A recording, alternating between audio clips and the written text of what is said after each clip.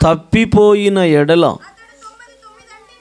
అతడు 99 అడవిలో విడిచిపెట్టి తప్పిపోయినది దొరుకు వరకు. ఆమేన్, హల్లెలూయా. ఇక్కడ 3 విషయాలు ఉన్నాయి ప్రియులారా. ఒకటి తప్పిపోయిన గొర్రె, రెండవది తప్పిపోయిన, తెలుసు కదా మీకు అందరికి, తప్పిపోయిన, మొదటిది తప్పిపోయిన గొర్రె, రెండవది తప్పిపోయిన నాణ్యము, మూడవది ఇంటిని విడిచిపెట్టిన కుమారుడు. అతడు కూడా తండ్రి నుండి తప్పిపోయినటువంటి వాడు. 3 విషయాలు ఇక్కడ మనకు కనబడుతున్నాయి. తప్పిపోయిన గొర్రె, తప్పిపోయిన నాణ్యం, తప్పిపోయిన కుమారుడు. ఎక్కడి నుంచి తప్పిపోయాడు? ఒక కుటుంబ విషయాన్ని మనం గమనించినప్పుడు ఈ అధ్యాయంలో ఒక కుటుంబాన్ని గురించి వ్రాయబడింది. ఒక తండ్రి కొడుకుల సంబంధం గురించి ఈ అధ్యాయంలో వ్రాయబడింది. ఈ అధ్యాయమే లేకపోతే దేవునితో మానవునికి ఉన్న సంబంధం ఏంటో తెలియదు. మానవునికి దేవునికి ఉన్న సంబంధం ఏంటో తెలియదు. ఇది ఎలాంటి సంబంధం అంటే, తండ్రి కొడుకులకు ఉన్నటువంటి, ఏ విధముగా తండ్రి కొడుకులు ప్రేమ కలిగి ఉంటారో అలాగే సృష్టికర్త అయిన దేవుడు మానవుడు ఆ విధంగా ప్రేమ కలిగి, ఆ విధంగా బాంధవ్యము కలిగి, ఆత్మ సంబంధమైన బాంధవ్యం ఇది. ఆమేన్, హల్లెలూయా. అయితే ఇక్కడ మన కుటుంబాన్ని చూస్తున్నాము. ఈ కుటుంబంలో తల్లి తండ్రి 2 కుమారులు ఉన్నారు. తల్లి తండ్రి 2 కుమారులు ఉన్నారు. ఆమేన్, హల్లెలూయా. అయితే ప్రియులారా, ఈ పిల్లలు పెరిగి పెద్దవారయ్యారు, యుక్త వయసు వచ్చింది. బహుశా వివాహం అయిందో లేదో ఇక్కడ మనకు వ్రాయబడలేదు, కానీ తండ్రి దగ్గరకు వచ్చాడు చిన్న కుమారుడు. తండ్రి దగ్గరకు వచ్చి, నాన్న నాకు రావాల్సిన వాటా నాకు ఇచ్చేయని అడిగాడు. వివాహం అయిందో లేదో తెలీదు, బహుశా వివాహం కాలేదేమో అనుకుంటున్నాను నేనైతే. అయితే తండ్రి తన కుమారునికి ఇవ్వాల్సినటువంటి ఆస్తిని పంచి ఇచ్చాడు. దేవునికి స్తోత్రం, హల్లెలూయా. దేవుడు మనకేమై ఉన్నాడు? తండ్రి. దేవుడు మనకేమైనా పెద్ద కాబట్టి ఆయన మనం ఏంటాం? తండ్రి అని పిలుస్తున్నాం. అంత మాత్రాన ఇది రక్త సంబంధమైన బాంధవ్యము కాదు, ఆత్మ సంబంధమైన బాంధవ్యం. ఆమేన్, హల్లెలూయా. యెషయా గ్రంథం చూడండి, 64వ అధ్యాయం 8వ వచనం. యెషయా గ్రంథం 64వ అధ్యాయం 8వ వచన భాగాన్ని చదవండి. యెహోవా, యెహోవా, ఓ సృష్టికర్తవైన దేవా, నీవే మాకు తండ్రివి, మేము జిగటమన్ను, నీవు మాకు కుమ్మరివాడవు, మేమందరము నీ చేతి పని అయి ఉన్నాము. ఆమేన్, హల్లెలూయా. యెహోవా, యేసయ్యా, సృష్టికర్తవైన మా తండ్రి, నీవే మాకు తండ్రివి, మేము జిగటమన్ను. కుమ్మరివాడు ఏ విధముగా కుండలు తయారు చేశాడో అలాగే సృష్టికర్త అయిన దేవుడు కూడా మానవుడు అనే కుండలను ఆయన తయారు చేశాడు.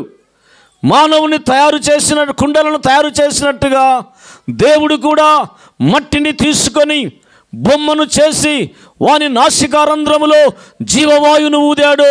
వాడు జీవాత్మ అయ్యింది, జీవాత్ముడు నరుడయ్యాడు. అయితే దేవునికి మానవునికి ఉన్నటువంటి సంబంధం యొక్క కథనే ఇప్పుడు మనము చెప్పుకొనబోతున్నాం. అయితే ఈ తండ్రి కొడుకులు ఉన్నారు.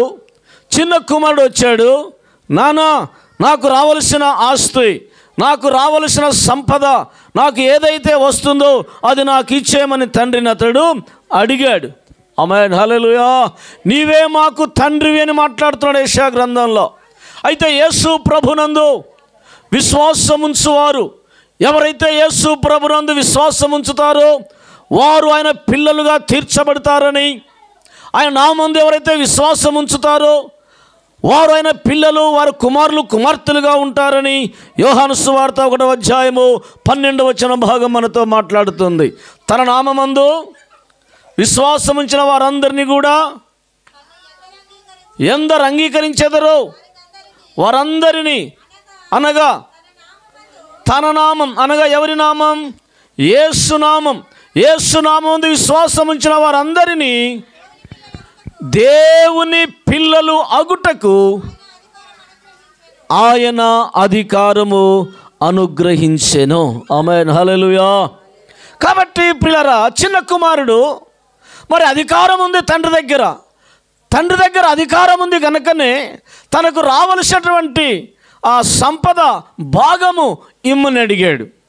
సరే, అక్షరార్థంగా తండ్రి దగ్గరికి కుమారుడు వెళ్ళాడు, తన ఆస్తిని అడిగాడు, ఇప్పించుకున్నాడు, తన భాగాన్ని ఇప్పించుకున్నాడు, దూరదేశం వెళ్ళిపోయాడు. సరే, అది అట్ట ఉంచుదాం. అయితే మనము దేవుని సన్నిధిలో ఉన్నాం. మరి దేవుడు మనకేమిచ్చాడు?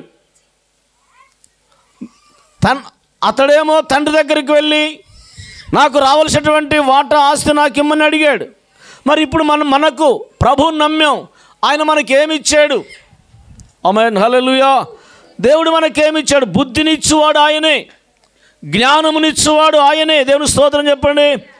బుద్ధిని ఎవరిచ్చేది మనకు? జ్ఞానం ఇచ్చేది ఎవరు? సర్వ సంపదలు ఇచ్చేది దేవుడు, సృష్టికర్త అయిన దేవుడు. దేవుని స్తోత్రం చెప్పండి. ఈ తండ్రి కుమారునికి పొలం ఇచ్చాడో, ధనం ఇచ్చాడో, ధాన్యం ఇచ్చాడో, తను సంపాదించిన డబ్బు ఇచ్చాడో, ఏమిచ్చాడో సర్వం తను సంపాదించిన దాంట్లో హక్కు ఉంది కనుక ఇచ్చాడు. అయితే ప్రభు అయిన యేసుక్రీస్తు ఆయన మన పరమ తండ్రి, ఆయన మనకేమిచ్చాడు అని మనం ఆలోచించినప్పుడు నీకు జ్ఞానమునిచ్చాడు ఆయన. అందుకని అన్నాడు కదా, తోటలో మానవుని పెట్టినప్పుడు, అవ్వాదామును సృష్టించి ఆ ఏదైనా తోటలో పెట్టినప్పుడు ఈ తోట పండ్లన్నీ మీరు తినవచ్చును, కానీ ఇదిగో తెలివిని, మంచి చెడ్డలనిచ్చే వృక్ష ఫలాలను మాత్రం తినవద్దని చెప్పాడు. ఆమె నమ్మితే గట్టి దేవుని స్తోత్రం చెప్పండి. మరి ఆ తెలివిని ఎవరిచ్చారు? తెలివినిచ్చాడు కదా నీకు జ్ఞానాన్ని ఇచ్చాడు కదా, నీకు బలమునిచ్చాడు కదా, నీకు ఊపిరినిచ్చాడు కదా, నీకు గాలినిచ్చాడు కదా. మన కనబడే ఈ ప్రకృతి అంతా ఎవరిది? మన పూర్వీకుల్లా. ఈ కనబడే చెట్లు ఎవరివి? అవి కనబడే భూమి ఎవరిది?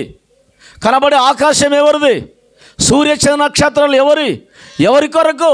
దేవుడు ఏమిచ్చాడు నీకు అని అడుగుతున్నారు చాలామంది లోకంలో. అయితే ఈ కుమారుడు తండ్రి దగ్గరికి వచ్చి తండ్రి సంపాదించింది సగభాగం తీసుకొని పోయాడేమో కానీ, అయితే పరమ తండ్రి ప్రభు అయిన యేసుక్రీస్తు ఆయన మనకి ఏమిచ్చాడంటే ఈ ప్రకృతిని ఇచ్చాడు ఆయన. దేవుని స్తోత్రం చెప్పండి. ఎవరిది భూమి? కాశమ్మదే. కాశమ్మ ఇంటి ముందర కూర్చున్నాడు, కాశమ్మదా ఇది? మన తాతల్ని ముత్తాతల్ని ఎవరిది కాదు. ఈ భూమి ఎవరిదంటే సృష్టికర్తని దేవుడు సృష్టించాడు కనుక ఈ భూమి మీద మనం కూర్చోగలుగుతున్నాం. వర్షం ఎవరిస్తున్నారు? దేవుడు ఏమిచ్చాడు? ఆ చెప్పటంలా దేవుడు ఉదయకాలం సూర్యుడు ఉదయించాడంటే ఆ వెలుగు లేకపోతే మనం ఎక్కడుంటాం? ఆయన సృష్టించింది కూడా ఆయనే. దేవుని స్తోత్రం చెప్పండి. ఈ సృష్టిని సృష్టించింది కూడా ఆయనే. దేవుని స్తోత్రం చెప్పండి. పరమపురిలో దేవాని రథం దూతగణము. కనుక ప్రియులారా, మనకు జ్ఞానమునిచ్చింది ఎవరంటే ప్రభు అయిన యేసుక్రీస్తు. సర్వ సృష్టిని సృష్టించి ఈ భూమి మీద మనకు కావలసినవన్నీ ముందుగానే తండ్రి అయిన దేవుడు సిద్ధపరిచాడు. ఆదామును ముందుగా సృష్టి చేశాడా, లేక ఈ సృష్టిని ముందుగా సృష్టి చేశాడా దేవుడు? ఆదాము కంటే కూడా దేవుడు ముందు సృష్టిని సృష్టించాడు, భూమిని సృష్టించాడు, ఆకాశమును సృష్టించాడు, సూర్య చంద్రులను సృష్టించాడు, గాలి, అగ్ని, వాయువు సమస్తమును సృష్టించి 6వ దినమున నరుని సృష్టించాడు ఆయన. ఎందుకంటే తన పిల్లలు ఆయన సృష్టించగానే ఈ భూమి మీద ఏ కొరత ఉండకూడదని ముందుగానే ఆయన సృష్టించాడు, సృష్టికర్త అయిన దేవుడు. ఆమేన్, హల్లెలూయా. కాబట్టి ఏమి ఇచ్చాడు మనకు దేవుడు అంటే, ఈ భూమి మీద సర్వ ప్రకృతిని ఆయన మానవునికి అనుగ్రహించాడు. దాన్ని మనుషులు అనుభవిస్తున్నారు ఈ లోకంలో. ఇది కులమని, మతమని, ఆ దేశము, ఈ దేశము, ఏ దేశము కాదు, ప్రతి జాతి కూడా లోకములో అనుభవిస్తుంది ప్రకృతిని. అయితే ఈ చిన్న కుమారుడు తండ్రి దగ్గర నుంచి తీసుకొని, తనకు రావలసిన వాటా తీసుకొని ఆయన దూరదేశం వెళ్ళిపోయాడు. దేవుని స్తోత్రం, హల్లెలూయా, హల్లెలూయా. ఈ చిన్న కుమారుడు తన భాగము ఇచ్చే వరకు ఏం చేశాడు? ఆయన ఎంత లిగాడి పెట్టింటాడో తెలీదు. వాటా ఇచ్చే వరకు ఎంత లిగాడి పెట్టాడో తెలీదు, ఎన్ని కథలు చేశాడో తెలియదు, ఎన్ని ఆ తండ్రిని ఎన్ని తలకిందలు చేశాడో తెలియదు, ఎన్ని పరిస్థితుల గుండా వాటి తీసుకొని వెళ్ళాడో తెలియదు, సమాధానంగా తీసుకొని వెళ్ళాడో తెలియదు, తర్వాత ఇంకో రకంగా తీసుకొని పోయాడో మనకు తెలియదు. కానీ మొత్తానికి తండ్రి తన కుమారునికి పంచి ఇచ్చాడు. దేవునికి స్తోత్రం, హల్లెలూయా. కాబట్టి ఎందుకు తన తండ్రి ఇచ్చే వరకు అడిగాడు, తన తండ్రి ఇచ్చే వరకు అడిగాడు. అలాగే దేవుని పిల్లలమైన మనకు, నీకు ఏది అవసరమైనదో, అతనికి అవసరమైంది తండ్రి దగ్గరికి తీసుకొని వెళ్ళాడు. మనము ప్రార్థనలో ఉన్నాం, నీకు ఏం అవసరమైనదో మన పరమ తండ్రిని మనం అడగాలి. మనము పొందే వరకు అడగాలి. అనారోగ్య పరిస్థితిలో ఉన్నట్లయితే ఆరోగ్యం కొరకు మనం పొందే వరకు అడగాలి. ఆర్థికమైన సమస్యలైతే ఆ సమస్యలు తీర్చే వరకు ఆ చిన్న కుమారుడు తన తండ్రి దగ్గర నుంచి ఏ విధంగా పొందుకున్నాడో, మన పరమ తండ్రి అయిన ఆ యేసుని పొందుకునే వరకు మనం ప్రార్థనలు అడగవలసిన వారమై ఉన్నాం. దేవుని స్తోత్రం చెప్పండి, హల్లెలూయా. అడుగుడి మీకు ఇవ్వబడును, వెదుకుడి మీకు దొరుకును, తట్టుడి మీకు తీయబడును, అడుగు ప్రతి వానికి దొరుకును. అడగనిది అమ్మైనా, మీకు తెలుసు కదా బాగా, నేను చెప్పాలన్నా, ఇంకా అడగనిది అమ్మైనా బువ పెట్టదంట. ఇది అందరికీ తెలుసు, మనందరి. అలాగే మన ప్రభు అయిన యేసుక్రీస్తు మనం ఏం చేయాలి? అడగాలి. అడుగుడి మీకు ఇవ్వబడును అన్నాడు. దీన్ని మనం అడగాలి. అది అడగడం మన భోగేచ్ఛల కొరకు కాక ఆధ్యాత్మికమైన విషయాలు మనం అడగాలి. దేవుని స్తోత్రం కలుగును గాక. ఆమేన్, హల్లెలూయా. ఒకసారి ఒక గ్రుడ్డివాడు యేసయ్య దగ్గరికి వచ్చాడు.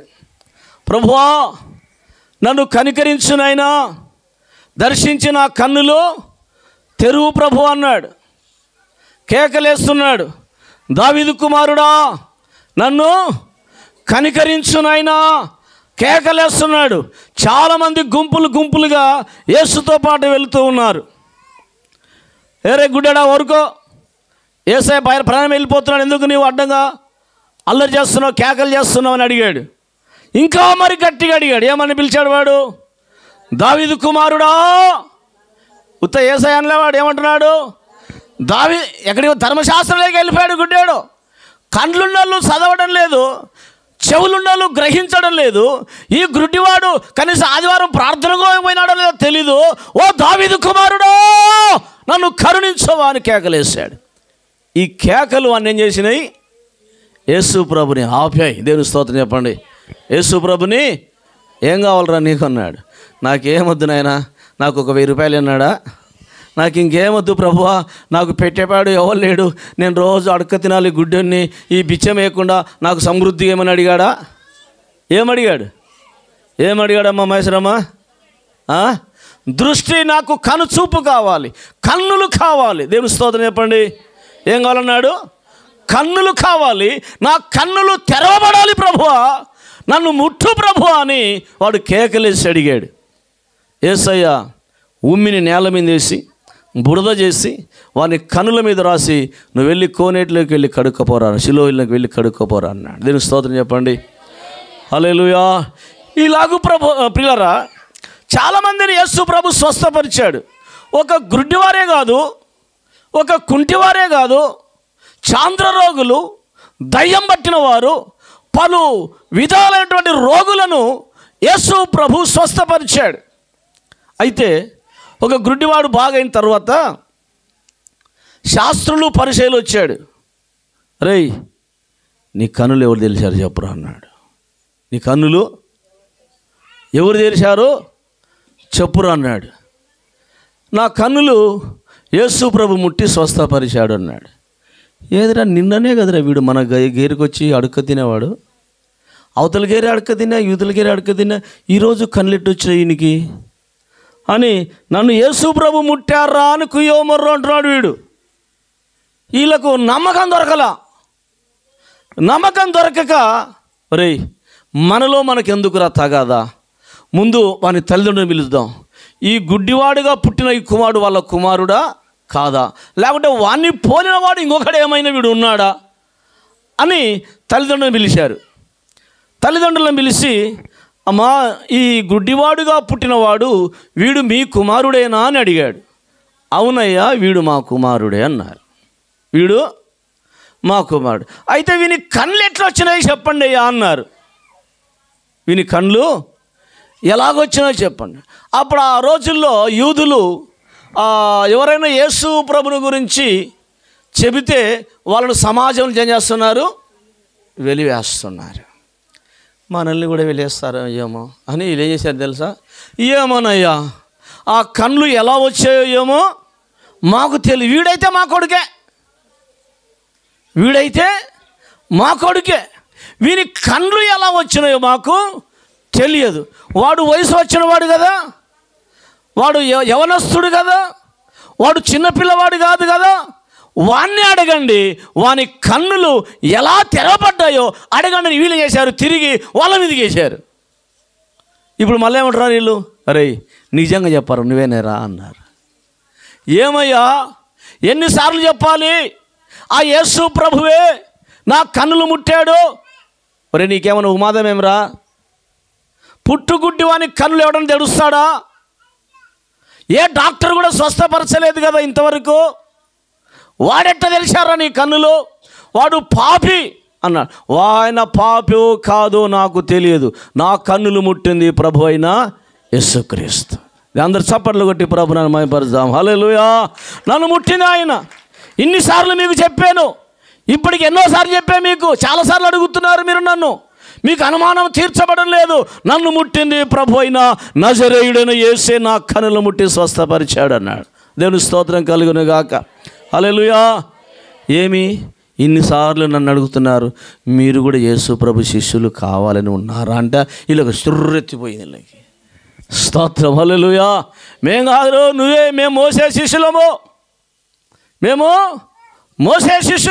నువ్వే వాడి శిష్యుడు అన్నారు. ప్రియులారా, అందుకనే వీడేం చేశాడు తెలుసా, యేసయ్యా నా కన్నులు ముట్టు ప్రభు అని అడిగాడు. అందుకనే అడుగు వానికి ఇయ్యబడును. వీడు అడిగాడు, వీడు ఆస్తిలో తండ్రి దగ్గరికి వెళ్ళి తండ్రి ఇచ్చేంత వరకు అడిగాడు.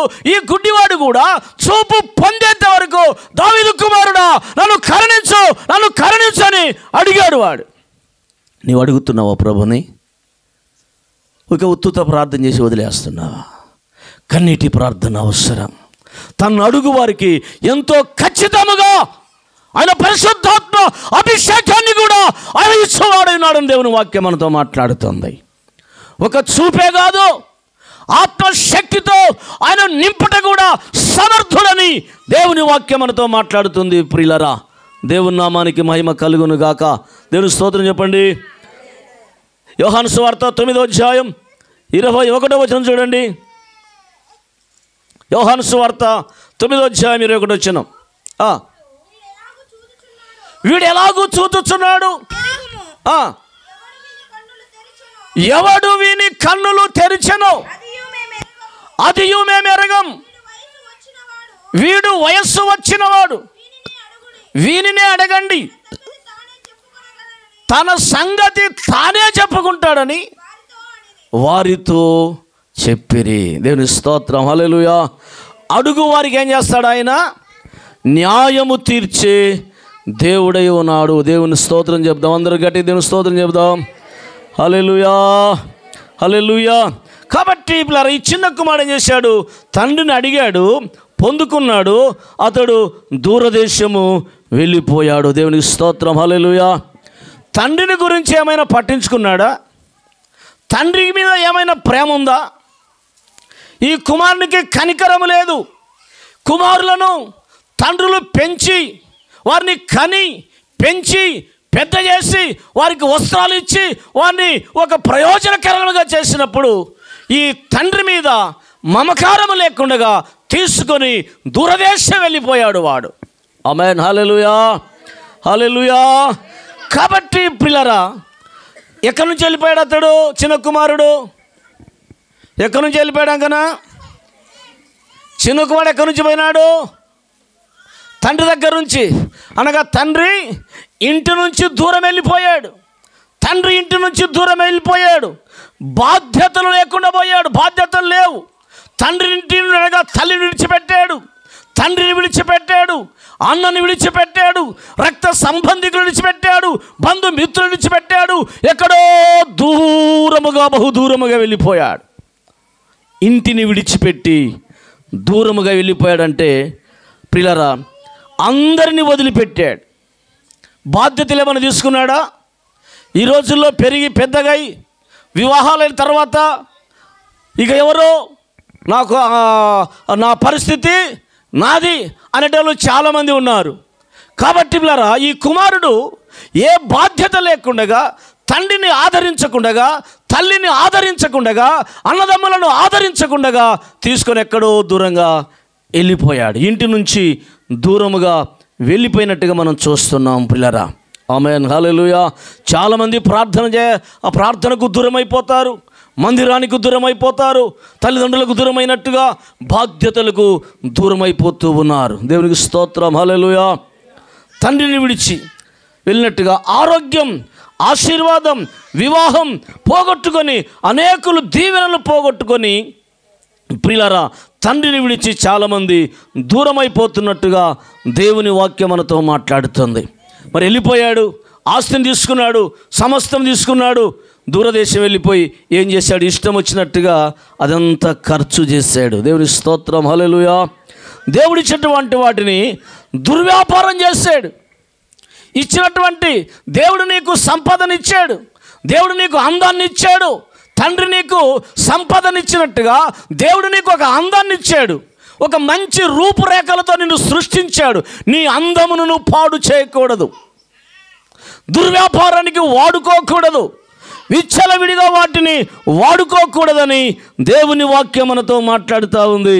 దేవునికి స్తోత్రం చెప్పండి, హల్లెలూయా. దూరదేశం వెళ్ళిపోయాడు పిల్లరా, ఇష్టానుసారంగా ఖర్చు పెట్టాడు. అయితే ఇక తినటానికి ఆహారం లేదు. ఉన్నప్పుడేమో విచ్చలవిడిగా ఖర్చు చేశాడు. ఆ దేశంలో గొప్ప కరువు వచ్చింది. ఏమొచ్చింది? ఆ దేశంలో గొప్ప కరువు వచ్చింది. ఎందుకు వచ్చింది కరువు? కరువులు ఎందుకు వస్తున్నాయి? శ్రమలు ఎందుకు వస్తున్నాయి? పిల్లలకు, ప్రజలకు శ్రమలు ఎందుకు వస్తున్నాయి? దేశానికి శ్రమలు ఎందుకు వస్తున్నాయి? దేశానికి కరువు ఎందుకు వస్తుంది? మన ఇంట్లో బాధలు ఎందుకు వస్తున్నాయి? కన్నీరు ఎందుకు వస్తుంది? అనేకమైన శ్రమలు మనకు ఎందుకు వస్తున్నాయంటే నీ యొక్క జీవితం, నీ హృదయం దేవునికి దూరం అయిపోతున్నది. ఈ చిన్న కుమారుడు దేవునికి దూరమైనట్టుగా మానవుల హృదయాలు దేవునికి దూరమగుట చేత అనేకమైన శ్రమల పాలు కావలసి వస్తుంది. ప్రియులారా, తినటానికి కూడా ఆహారం దొరకటం లేదు. అరే, నా దగ్గర ఇంత డబ్బు ఉంది కదా, మన ఇద్దరం కలిసి తాగాము కదా, మన ఇద్దరం కలిసి తిన్నాము కదా, ఆ బార్లోకి వెళ్ళాం కదా, ఎన్ని బాటలు కావాలంటే ఎన్ని బాటలు నీకు ఇప్పించాను కదా, నాకు ఈరోజు ఒక బాటలు, చిన్న బాటలు, హాఫ్ బాటల్ అయినా, ఒక హాఫ్ అయినా ఇప్పించురా అంటే అడుగుతాడేమో, ఎదురు పడితే పక్క వెళ్ళిపోతూ ఉన్నారు జనాలు. ఇప్పుడు ఎవరు విని పలకరించే పరిస్థితి లేదు. వాడ ఎదురు కనపడ్డాడంటే ఈ సందులు తప్పించుకొని వెళ్ళిపోతున్నారు. ఎవడు ఈ కుమారుని పలకరించటం లేదు. చివరికి ఒక పని ఎంచుకున్నాడు. ఏ పని అది తెలుసు కదా? ఏ పని అది? పందులు కాయటానికి పని ఎంచుకొని ఎరకల వాని దగ్గర చేరాడు. ఆమేన్, హల్లెలూయా. ఎరకల వాని దగ్గర చేరాడు అతడు. చూడండి, ఇప్పుడు తండ్రికి దూరమయ్యి ఇతడు ఏమైనా చేయగలుగుతున్నాడా? ఏమైనా బాగుపడ్డాడా? బాగుపడలేదు. అలాగే దేవునికి నీవు దూరమై, సహవాసానికి దూరమై, ప్రార్థనకు దూరమై, మహిమకు దూరమై, దేవుని సన్నిధికి దూరమై విడుదలై నువ్వు బాగుపడే పరిస్థితుల్లో ఉన్నావు. బాగుపడాలంటే తిరిగి మరలా ఆ తప్పిపోయిన కుమారుని వలె ఆ తండ్రి దగ్గరికి ఏ విధంగా వచ్చాడు? పాపములో పడిపోయిన వ్యక్తి తిరిగి మరలా యేసు దగ్గరికి రావాలి. ఘనమితే గట్టిగా దేవునికి స్తోత్రం చెప్దాం. హల్లెలూయా. చిక్కిపోయాడు. బాగా బొద్దుగా ఉండేవాడు, బాగా లావుగా ఉండేవాడు. ఇప్పుడు చొక్కాలన్నీ ఏమైపోయినాయి? 4 రోజులు ఇంటికాడ కూర్చొని బాగా తింటే ఏమైపోతాయి? ఆ బిర్రైనటువంటి చొక్కాలన్నీ ఇప్పుడు లూజ్ అయిపోయినాయి. వీడికి తినడానికి ఆహారం లేదు కదా, ఏం తిందాం అనుకుంటున్నాడు ఇప్పుడు? ఎవడైనా పందుల పొట్టు తింటారా? పందుల పొట్టు అనగా నేను ముందే చెప్పాను, తండ్రి అనగా ప్రభు అయిన సృష్టికర్త అయిన దేవుడు, కుమారుడు అనగా ఆ కుమారుని స్థానంలో మానవుడు ఉన్నాడు. కుమారుని స్థానంలో ఎవరున్నారు?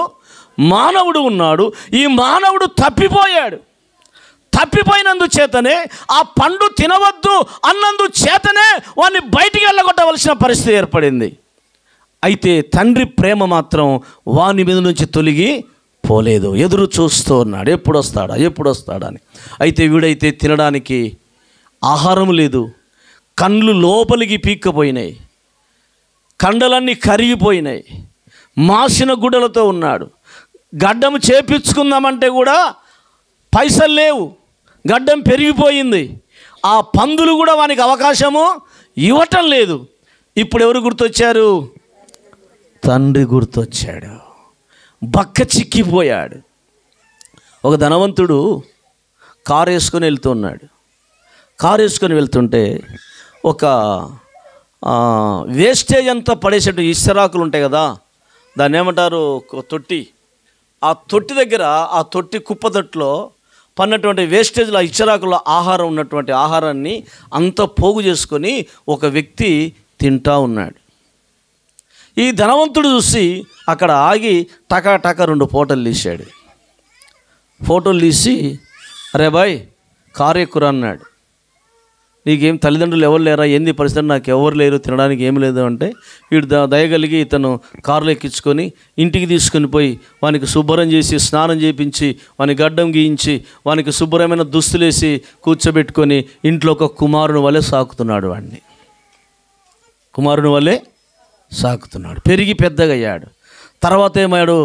తర్వాత పిల్లరా ఇక ఏ కొదవ ధనవంతుడు కదా, ఈయన కుమారుని వలె పెరుగుతున్నాడు. ఇంట్లో చిన్నవాడు 15 ఏళ్ళ వయసు నుంచి కూడా ఆ ఇంట్లో పెరుగుతున్నాడు. పెద్దవాడయ్యాడు, యవనస్తుడయ్యాడు. అయితే ఒకరోజు తప్పదాగా తేపుకుంటూ వచ్చాడు. నీకు సీక్రెట్లు కలుసుకుంటా తేపుకుంటూ ఇష్టానుసారం ఇంటికి వస్తే ఈ సాకిన ఈ వ్యక్తికి ఎక్కట్లేని బాధ వచ్చింది, ఎక్కట్లేని ఆవేశం వచ్చింది, ఎక్కట్లేని దుఃఖం వచ్చింది. నేను ఇందుకొరకైనా వీడిని పెంచింది, వీడిని బాగు చేసింది ఇందుకోసమేనా?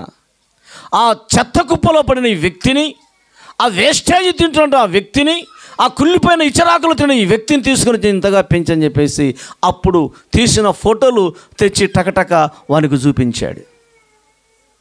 ఒరే ఈ ఫోటోలు ఎవరో చూర్రా అన్నాడు. ఆ ఫోటోలు చూశాడు, పశ్చాత్తాపడ్డాడు. నేను ఆ పరిస్థితిలో ఉన్నప్పుడు ఈయన నన్ను పెంచాడు, పెంచి పెద్ద చేశాడు. ఈ విధంగా కండ్లు మిండ్లు కానకుండా నేను ఇష్టానుసారంగా ప్రవర్తిస్తున్నానని మార్పు చెంది పశ్చాత్తాపడి ఆ పెంచిన తండ్రి దగ్గర మనసు మార్చుకొని తప్పును ఒప్పుకున్నాడు. దేవునికి స్తోత్రం చెప్పండి. హల్లెలూయా.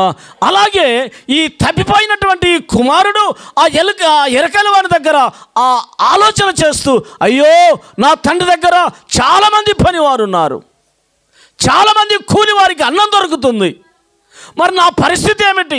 నేను ధనవంతుని కుమారుడమై ఉండి ఇంత దరిద్రం ఎందుకు నాకు? తిరిగి చిన్నగా నా తండ్రి దగ్గరికి నేను వెళ్తానని మార్పు కలుగుతుంది హృదయంలో.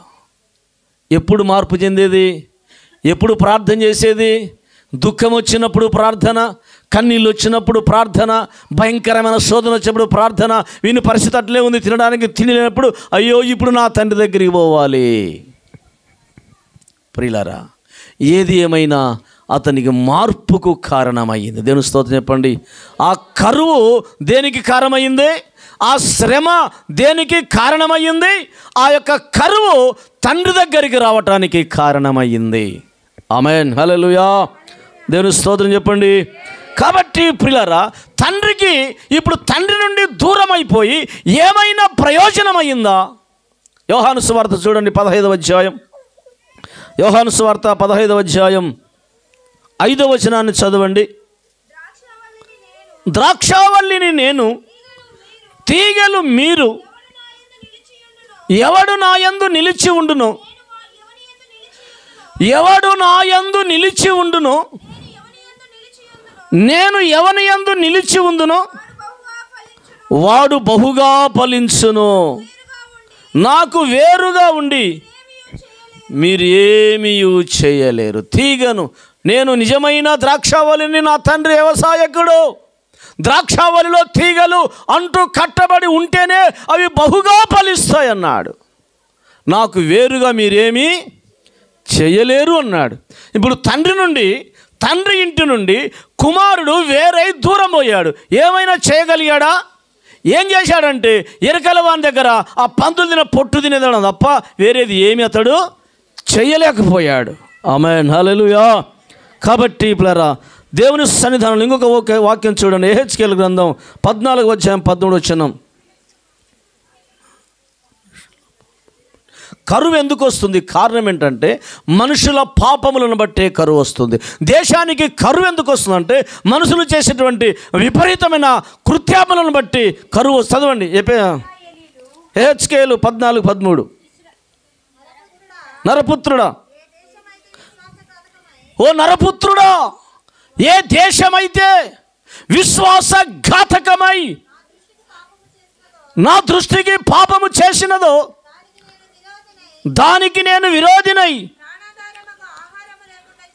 ప్రాణాధారముగు ఆహారము లేకుండా చేసి కరువు పంపించి మనుషులను పశువులను నిర్మూలము చేయుదును.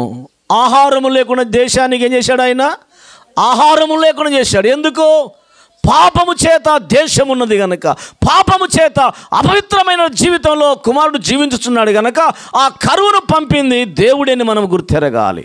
శ్రమను, మన కుటుంబంలో శ్రమను పంపింది ఎందుకంటే దేవుడే అని మనం గుర్తెరగవలసిన వారమై ఉన్నాం. దేవుని స్తోత్రం, హల్లెలూయా. ఆ కుమారుడు మనసు మార్చుకున్నాడు, తిరిగి తండ్రి ఇంటి వైపు మళ్ళుకున్నాడు. దేవుని స్తోత్రం చెప్పండి. అయితే కుమారుని కొరకు తండ్రి ఏం చేస్తున్నాడు? ఎదురు చూస్తున్నాడు అంటారు కదా, చూసి చూసి చూసి చూసి కళ్ళు కాయలు కాసినాయి అంటారు కదా. ఆ విధంగా కుమారుని కొరకు తండ్రి ఎదురు చూశాడు. ప్రియులారా, ఇంటికి రాగానే పరిగెత్తుకొని పోయి అతని నడకను గుర్తుపట్టాడు, అతని చూపును గుర్తుపట్టాడు. కన్న తండ్రి గుర్తుపట్టలేడా? నువ్వు ఎక్కడెక్కడున్నావో, ఏం చేస్తున్నావో, ఏ పరిస్థితుల్లో ఉన్నావో, నువ్వు పరిశుద్ధంగా ఉన్నావా, పాపంలో ఉన్నావా, నువ్వు ఎక్కడ తిరుగుతున్నావో, ఏం చేస్తున్నావు, సమస్తం ఆయన చూశాడు తండ్రి.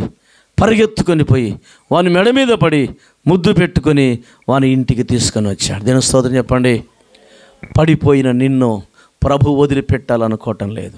గొర్రె తప్పిపోయిన గొర్రె కొరకు ఏం చేశాడు? గొర్రెల కాపరి వెతుక్కుంటూ వెళ్ళాడు, ఆ గొర్రెను తీసుకొని వచ్చాడు. తప్పిపోయిన నాణ్యం ఆ విషయంలో ఆమె వదిలిపెట్టిందా? చీపురు తీసుకొని ఇల్లంతా ఊడ్చి దొరికే వరకు ఆమె వెతికింది. అలాగే ప్రభు అయిన యేసుక్రీస్తు కూడా ప్రియులారా, తప్పిపోయిన మానవుణ్ణి అలాగే వదిలిపెట్టకుండా ఆ దేవాది దేవుడే మానవ రూపముగా శరీరమును ధరించుకొని ఈ భూలోకానికి ఆయన రావలసి వచ్చినది. దేవుని స్తోత్రం చెప్పండి. కాబట్టి ఇంటికి రాగానే ఆ కుమారునికి శుద్ధి చేసి, ఆ కుమారునికి వస్త్రాలు తొడిగించి, ఆ కుమారునికి చెప్పులు తొడిగించి, అతని కొవ్విన విందు చేసి అతడు ఆనందించాడు. దేవుని స్తోత్రం చెప్పండి. ఏందిరా తప్పెట్లు వినపడుతున్నాయి ఇంట్లో, ఏందిరా బాజాలు వినపడుతున్నాయి ఇంట్లో, ఏందిరా డ్రమ్సులు వినపడుతున్నాయి ఇంట్లో అని ఊరి బయట పొలంలో వాడు అడిగాడు.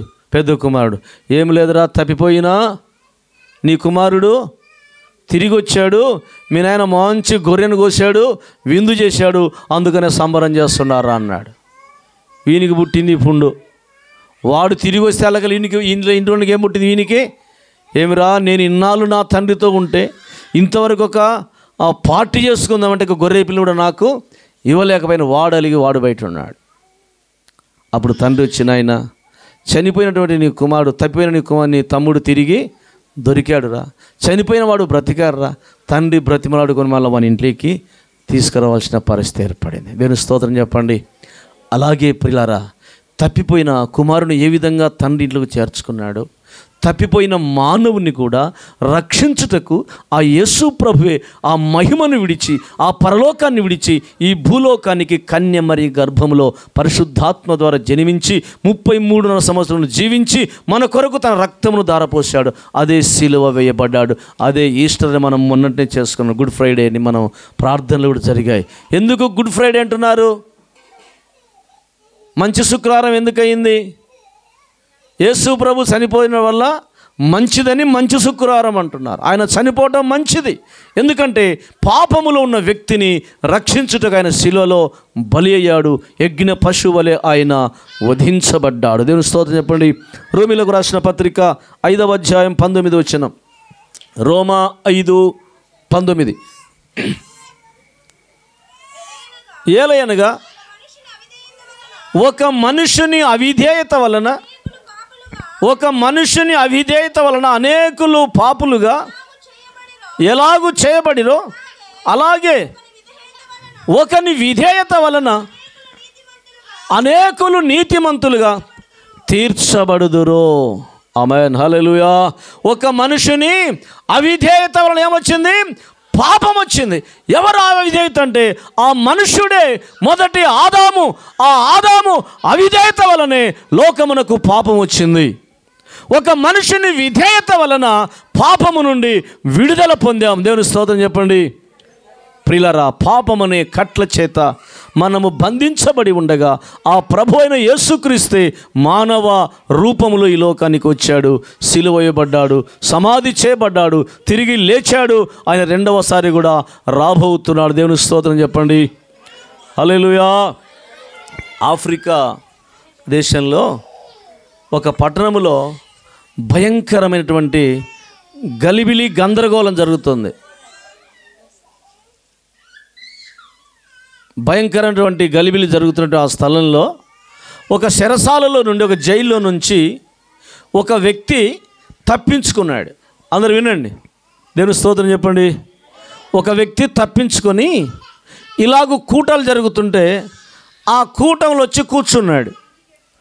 4 రోజులు అక్కడ కూటాలు జరుగుతున్నాయి. అతడు చాలా భయంకరంగా కూటంలో బాధతో, వేదనతో, కన్నీళ్లతో ఉన్నాడు. పాస్టర్ గారు గమనించి స్టేజ్ దిగి అతని దగ్గరికి వెళ్ళాడు.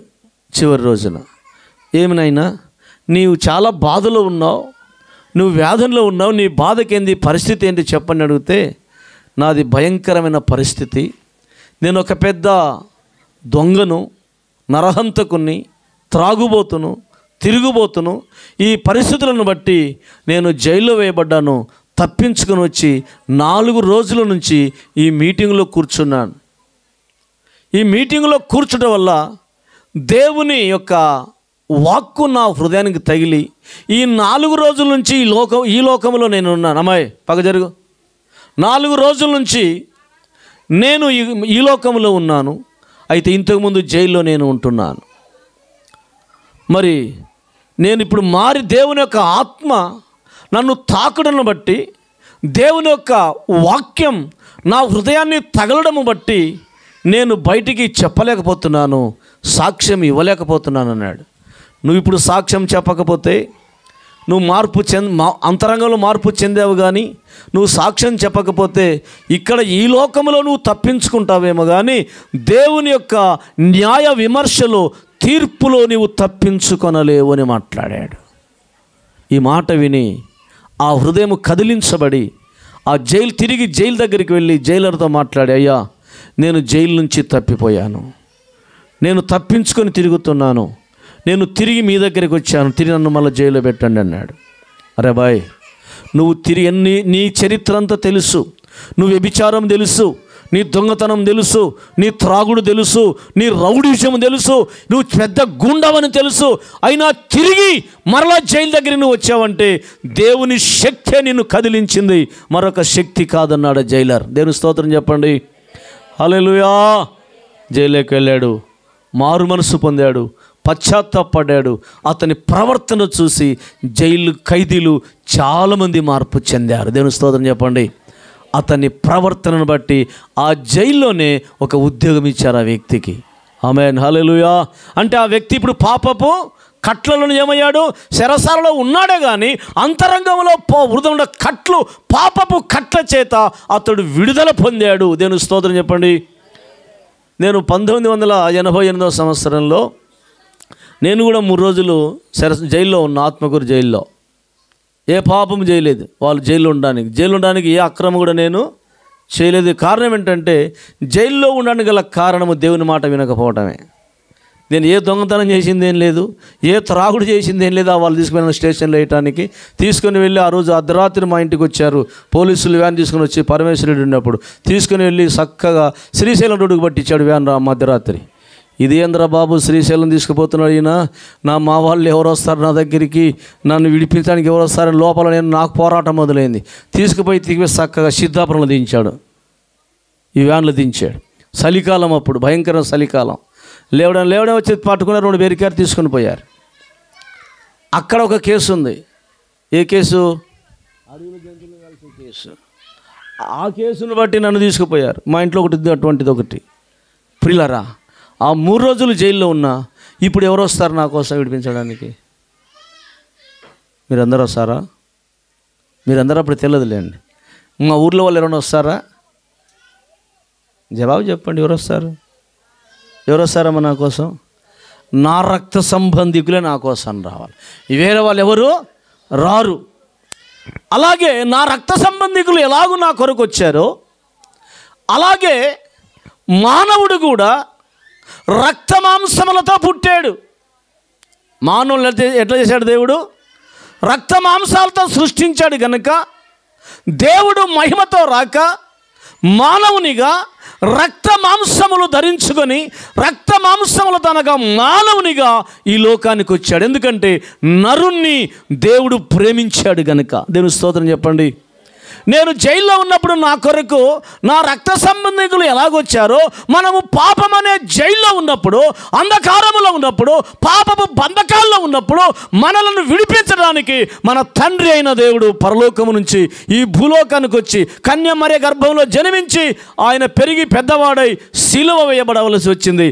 మన కొరకు రక్తమును ధారపోసాడు. దేవుని స్తోత్రం చెప్పండి. అందుకొరకే మార్పు చెందాలి. దేవుని రాకడ కొరకై సిద్ధపడదాం. దేవుడు వాక్యమును దీవించునుగాక. మోకరించండి, ప్రార్థన చేసుకుందాం.